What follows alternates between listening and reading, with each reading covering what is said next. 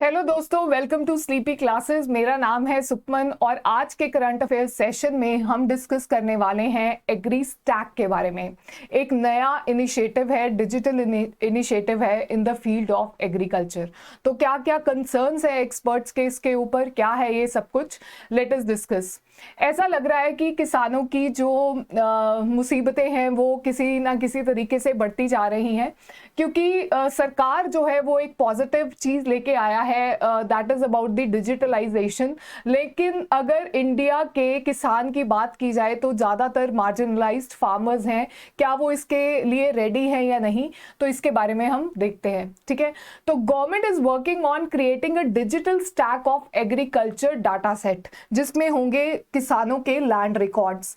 ठीक है, such a centralized stack will use old and inaccurate data records, land records, farmers' personal and financial details, and since we know that India does not have a strong data protection law, तो इसमें और digital literacy भी नहीं है किसानों में, तो ऐसे टाइम पे एग्री स्टैक जैसा इनिशिएटिव कितना सक्सेसफुल हो सकता है उसके बारे में हम डिस्कस करते हैं।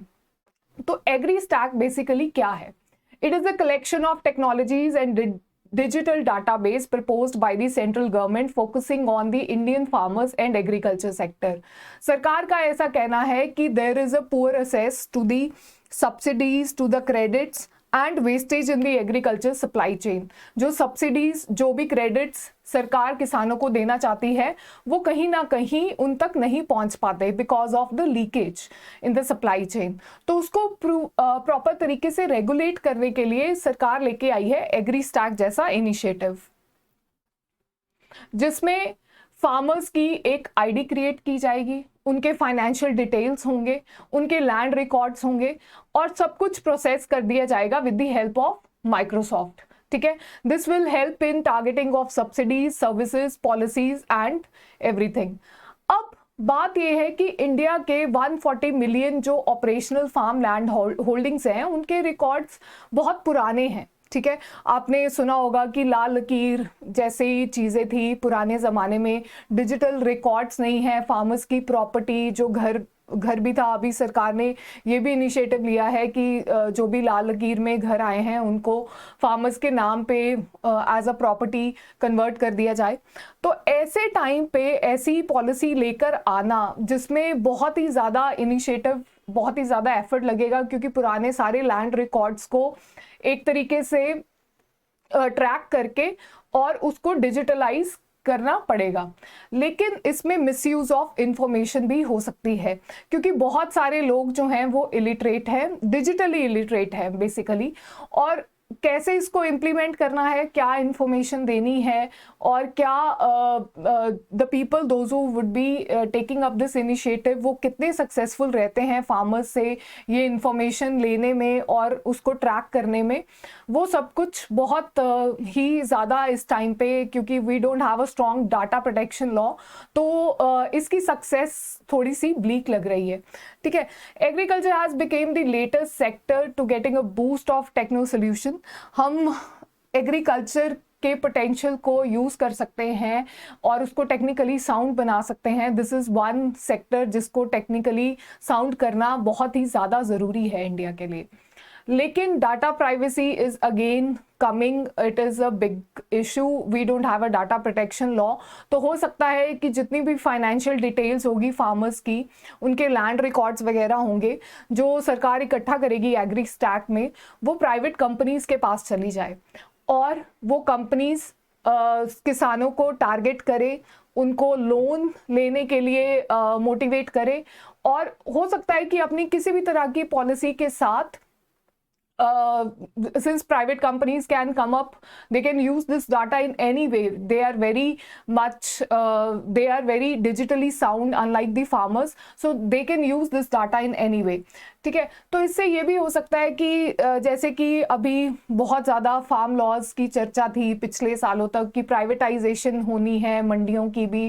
ठीक है, और एक स्ट्रॉन्ग बॉन्ड हो जाएगा, एक लीगल बॉन्ड हो जाएगा between the land holders and the companies those who want to do agriculture on the land. तो ये सारी बातें आ रही थी। तो क्या ये एक अलग तरीका है सरकार का कि लैंड रिकॉर्ड्स को डिजिटली रख के प्राइवेट कंपनीज को इंट्रोड्यूस करना एग्रीकल्चर सेक्टर में, मार्जिनाइज्ड फार्मर्स को टारगेट करके एक लैंड पूल क्रिएट करना चाहती हैं सरकार, और कंपनियों की हेल्प से वो कोई बड़े बड़े हब्स बनाना चाहती हैं लैंड सेक्टर में। तो ये सारी बातें, ये सारे कंसर्न्स हो सकते हैं। इसलिए हमें इस टाइम पे ज़रूरत है सबसे पहले एक स्ट्रॉन्ग डाटा प्रोटेक्शन बिल की, और उसके साथ साथ हमें ज़रूरत है जितने भी फार्मर्स हैं उनको इस पूरे एग्री स्टैक के बारे में सबसे पहले तैयार करने की, उनको एक फेयर आइडिया दीजिए कि एक्चुअली में क्या है।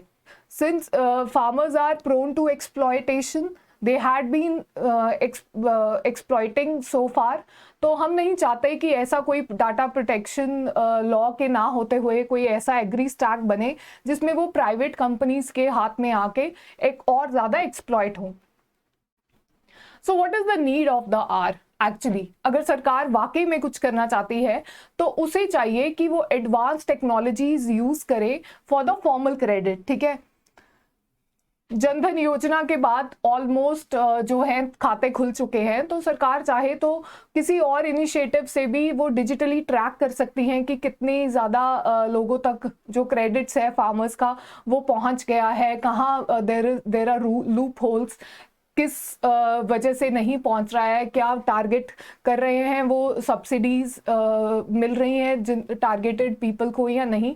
तो और भी तरीके से सरकार इसको कर सकती है rather than gaining the private information of all the farmers. ठीक है, इसके साथ साथ जैसे कि आजकल टीवी चैनल्स पे चलता है कि फार्मर्स को एजुकेट किया जाता है about the cropping patterns, cropping seasons. ठीक है, तो इसके साथ साथ सरकार और भी एडवांस टेक्नोलॉजी यूज कर सकती है, जैसे sensors, drones to analyze the soil, to monitor cattle.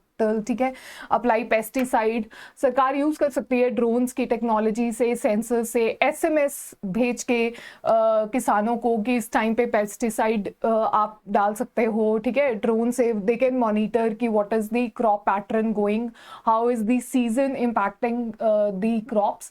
ठीक है, तो ये सारे भी इनिशिएटिव्स हो सकते हैं जो सरकार ले सकती है। And what the main concern is कि जितने भी ये एग्री स्टैक के आने से प्राइवेट इंफॉर्मेशन कंपनीज तक पहुंचेगी वो किसानों को एक्सप्लॉइट ना करें। That is the only concern we have. Thank you for watching Sleepy classes.